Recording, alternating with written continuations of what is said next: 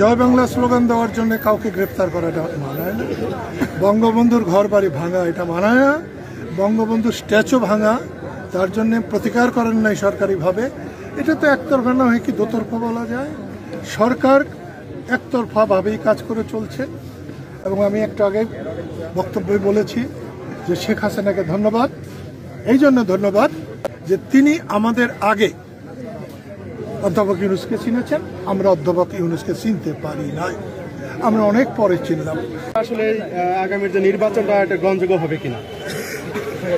আসলে আমি আমার বক্তব্য কথা বলার সময়ই বলেছি। আজ থেকে 4 দিন আগে আমি বয়রাতুলিতে একটা কথা বলেছি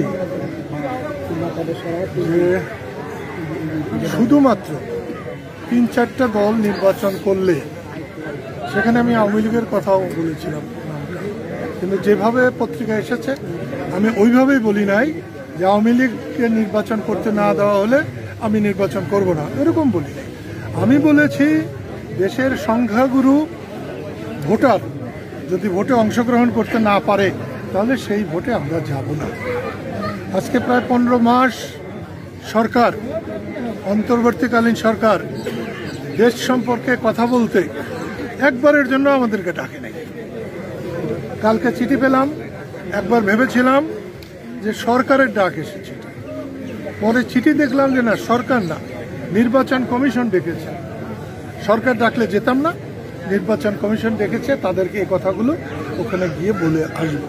এবং এটা সত্য যে শুধুমাত্র যারা এখন লাফালাফি করছে বিএনপি ছাড়া, বিএনপি রাজনৈতিক দল, তার সঙ্গে ভালো থাকুক খারাপ থাকুক প্রচুর মানুষ আছে, কিন্তু একতরফা নির্বাচন করলে বাংলাদেশের ভালো হবে না।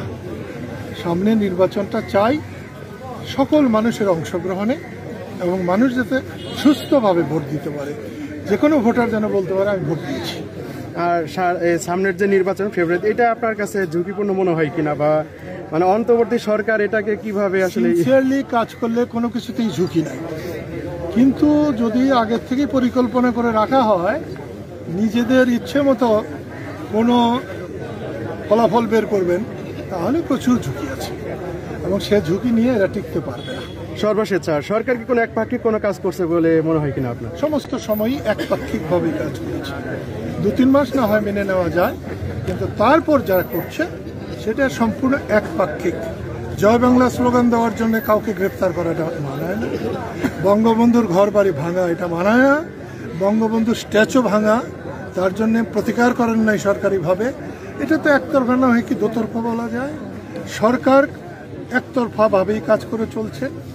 এবং আমি একটু আগে বক্তব্যে বলেছি যে শেখ হাসিনাকে ধন্যবাদ, এই জন্য ধন্যবাদ যে তিনি আমাদের আগে অধ্যাপক ইউনূসকে চিনেছেন, আমরা অধ্যাপক ইউনূসকে চিনতে পারি নাই, আমরা অনেক পরে চিনলাম।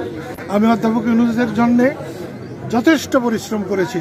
যখন 2012 সালের দিকে তার গ্রামীণ ব্যাংক নিয়ে কথা উঠেছিল, তখন আমি যদি তার পাশে না দাঁড়াতাম, আমরা যদি না দাঁড়াতাম, তাহলে অনেক গ্রামীণ ব্যাংকের স্থাপনা থাকতো না, এবং আমার মনে হয় পরবর্তীতে এই স্থাপনাগুলো থাকবে না। আপনাকে ধন্যবাদ। ধন্যবাদ। ঠিক আছে।